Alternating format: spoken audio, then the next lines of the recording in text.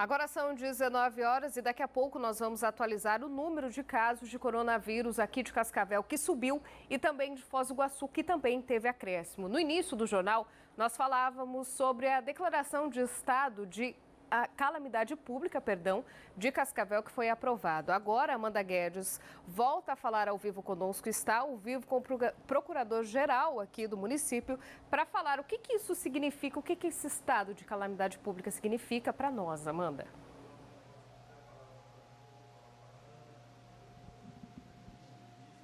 É isso mesmo, Dani. A gente falava, sobre os recursos que poderão ser aplicados até o dia 31 de dezembro aqui em Cascavel. E aqui ao meu lado já está o Luciano Braga Cortes, procurador aqui do município. Luciano, explica pra gente como é que essa verba ela será destinada. Existe uma verba palpável para isso? Como é que isso deve funcionar? Muito boa noite.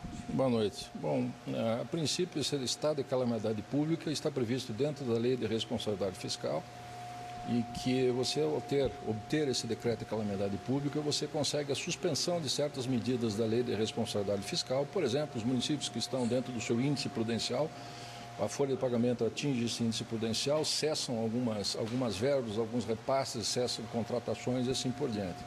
Isso fica suspenso em função da decretação desse estado de calamidade. Há a possibilidade também de remanejamento de verbas direcionadas aí à saúde e assistência social.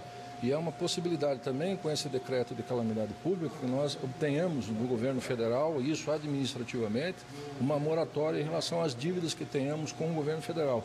Basta que enviemos a eles esse decreto de calamidade pública, que foi declarado pela Assembleia Legislativa do Paraná, por força de lei, que não é na Câmara Municipal, e sim na Assembleia, e conseguiremos com isso não só recebimento de verbas do governo federal, mas também moratória por eventuais dívidas que tenhamos. Tá? Então, a calamidade pública, na verdade, ele é um termo técnico jurídico utilizado na Lei de Responsabilidade Fiscal e é um estado excepcional, como nós estamos vivendo hoje, que é dessa epidemia do Covid-19.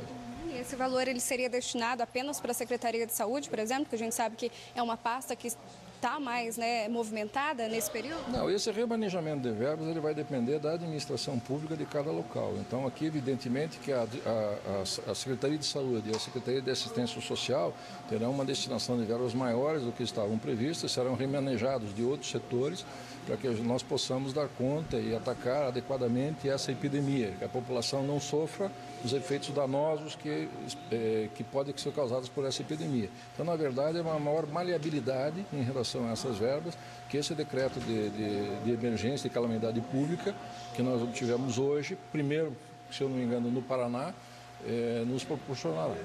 Se a gente fosse falar em uma porcentagem de verbas que já é destinada para a Secretaria de Saúde e Assistência Social, como é que é isso atualmente? E daí, quanto mais ou menos deve mudar? Tá, nós temos, na verdade, na Secretaria de Saúde tem um percentual que deve ser aplicado legalmente.